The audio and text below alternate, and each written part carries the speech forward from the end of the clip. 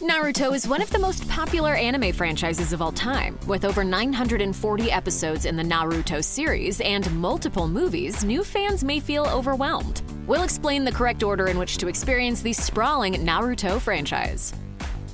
You can do this! Believe it! Naruto opens with mischievous Naruto defacing a Mount Rushmore-esque cliff, portraying the Hidden Leaf Village's elders. At the time, he's a goofy troublemaker, friendless, and pathetically unskilled. Unsurprisingly, he's mocked by his classmates, especially his crush, Sakura, who's in love with the ultra-cool Sasuke. But soon enough, things turn around for Naruto. He becomes a shinobi, gets on a team with Sakura and Sasuke, taught by the impressive Kakashi, rescues Sasuke from a seemingly undefeatable foe, destroys all expectations in the Chunin exams, defeats a tailed beast, and takes on a legendary ninja as his sensei. Plus, he learns the Rasengan, one of his most powerful moves.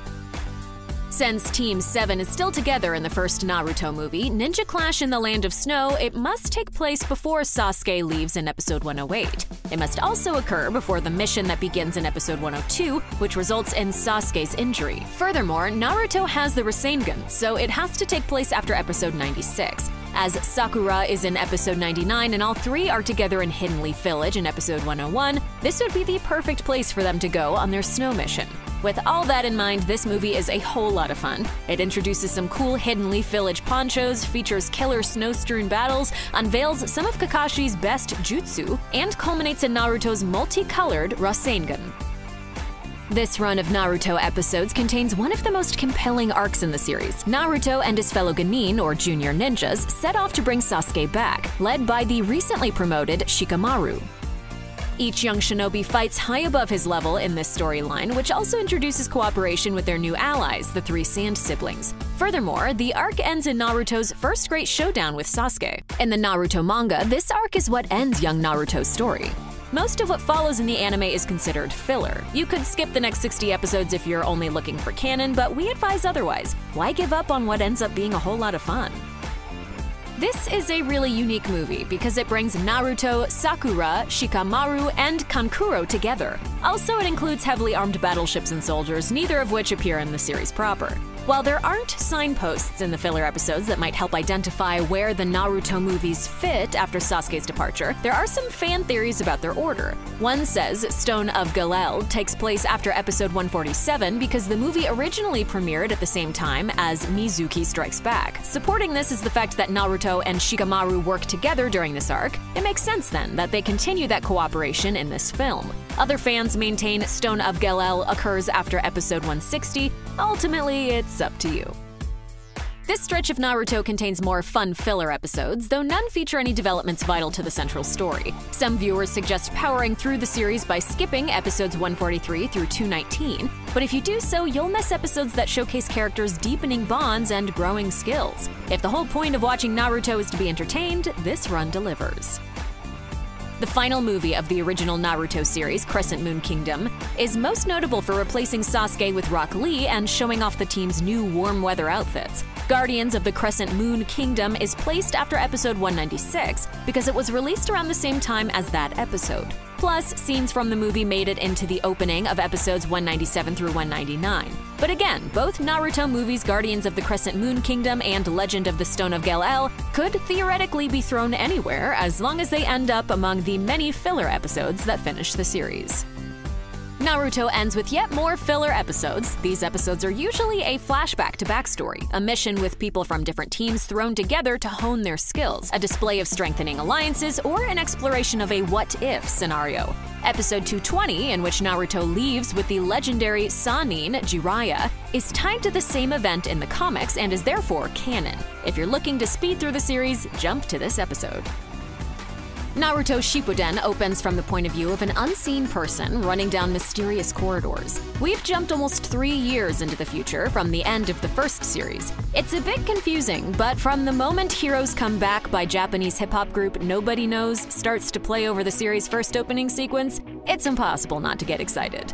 The series opens with a bang as the Akatsuki attack Hidden Sand Village, capturing Gaara, decimating the sand forces, and almost killing Kankoro. Naruto is more mature, Sakura is significantly stronger, and all their young friends have aged up into formidable shinobi. Plus, Naruto has upgraded his blue and orange outfit to a sleek black and orange look.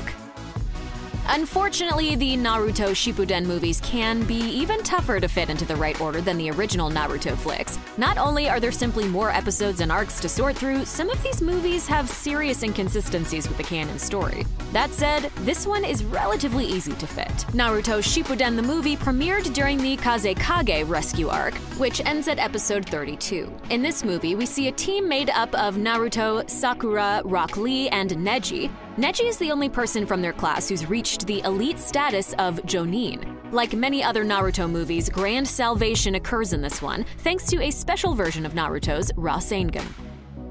In these episodes, Team 7 is reformed with Sai, an untrustworthy but powerful ninja from the mysterious Foundation who becomes Sasuke's permanent replacement. Captain Yamato, a former Anbu Black Ops ninja, is brought in to head the team in place of an injured Kakashi. In this run, we see more of the Akatsuki's plans, more about Danzo's techniques, and even a reunion between Naruto and the now frighteningly powerful Sasuke, the scene depicted in the opening to this new series.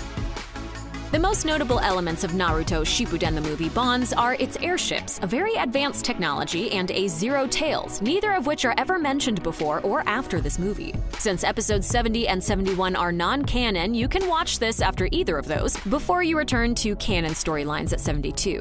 What happens in this flick? Well, Orochimaru is sick and Sasuke is still doing his bidding, which brings him together with Naruto as they take on a man who may have a technique that could help the ailing Orochimaru. This limits the film to happening before episode 114 when Sasuke and Orochimaru's relationship comes to a head. A lot happens in this stretch of episodes. Here we witness the death of a major sensei, the rise of the new Ino Shika Cho team, and Naruto inventing a new super powerful jutsu. Though the second half of this run, from episode 91 to episode 112, is considered quasi-canon, it does contain a tailed beast, which makes some impact on the storyline. You should give this a watch. Will of Fire is one of the few movies with references to things from the series, which make it clear that it has to take place after the Kakashi Chronicles episodes, which end with episode 120. Also, Naruto, Sai, and Sakura break village rules and follow Kakashi, an act of disobedience Sai would only have been able to commit after some time spent with Team 7. In Will of Fire, shinobi boasting Kekkei Genkai abilities have been stolen from everywhere but Hidden Leaf Village, casting suspicion upon the villagers. When Kakashi is compelled to leave the village through a mysterious curse implanted in him, Tsunade allows him to go as an act of self-sacrifice. But as previously mentioned, Team 7 follows, joined by other teams in support. There is a huge death in this run, one that hits Naruto especially hard. The Akatsuki also seriously increase their activity, and Jiraiya is haunted by a student from his past. In an especially important flashback, Jiraiya even offers the viewers a major revelation as to Naruto's parentage. Sasuke finally gets the revenge that has motivated him for most of his life, and realizes he knew nothing. In the aftermath, he joins the seriously dwindled Akatsuki. This stretch of episodes contains an arc some fans call filler, which actually ends up having a big role in later episodes. Bottom line, these episodes are impactful and important. Naruto Shippuden the movie, The Lost Tower, has to occur within a very small window of canon. It happens after the death of a major character, but before that person's killer launches a tragic attack. Naruto discovers this heavy death in episode 152, helps the village deal with the investigation in episode 153 and episode 154, and is transported to a far-off land for secluded training in episode 155. So this movie has to happen between 154 and 155. The Lost Tower features an interesting Naruto-Yamato time travel element in which our hero comes face-to-face with the ninja the audience now understands to be his father. Moreover, the action scenes and animation are amazing. A powerful Akatsuki member rains devastation on Hidden Leaf Village while Naruto is off training. When Naruto returns, we see the troublemaker whom everybody once despised finally gaining the admiration, respect, and love of Hidden Leaf Village. We also learn about the power of a new ocular jutsu known as the Rinnegan, a Kekkei Genkai ability a few steps up from the Byakugan and Sharingan. Meanwhile, the Akatsuki lose the man we'd long believed to be their leader. As it turns out, the once foolish Toby is actually much more astute than we'd ever imagined. Yeah! Of all the movies in the series, this is the toughest to place due to inconsistencies. The Raikage still has both arms, yet Naruto knows Killer Bee, neither of which occur at the same time in the series. Those inconsistencies aside, the fact that Naruto has mastered Sage Mode and knows who his father is places the movie after Pain's attack on Hidden Leaf Village. Plus, it has to happen before the 5-Cage Summit arc, which starts at episode 197. So we're putting Blood Prison after episode 196 with the caveat that this movie is so non-canon, it might be impossible to truly pinpoint. Blood Prison is also unique in that Naruto isn't joined by any of his Hidden Leaf Village friends for the majority of the film. As a result, he has to make new allies within the prison where he's wrongly incarcerated. Though Road to Ninja Naruto the movie is technically non-canon, it has some relevance as it's a depiction of what Tobi's Genjutsu world would really look like. In Road to Ninja, Naruto and Sakura are transferred to Tobi's infinite Tsukuyomi world where Naruto's parents are still alive and Sakura's parents died defending the village. Naruto already met his mom in episode 246, so his ability to identify her in the movie places it after the end of that arc in episode 251. Episode 252 begins the run-up to the Shinobi War, with Tobi too busy trying to attain Nagato's Rinnegan to cast the infinite Tsukuyomi. So this movie has to happen between episodes 251 and 252. This massive run of 240 episodes is impossible to properly describe in a timely fashion. Here we encounter the Fourth Great Shinobi War, Naruto and Sasuke's final battle, and Naruto's ascendancy to a status unimaginable to anybody who knew the boy growing up. These episodes feature amazing battle after amazing battle, creating an absolutely jaw-dropping storyline that goes toe-to-toe with the greatest anime sagas around. Though again, episode 311 should be watched immediately after 251, not in its series order. The last Naruto the movie is the only canon Naruto movie. This movie takes place after the Great Shinobi War and Naruto's showdown with Sasuke, but before the final arc that takes place from episode 494 through episode 500. This movie also jumps forward a couple years, bringing Naruto into young manhood, so between episodes 493 and 494 it is.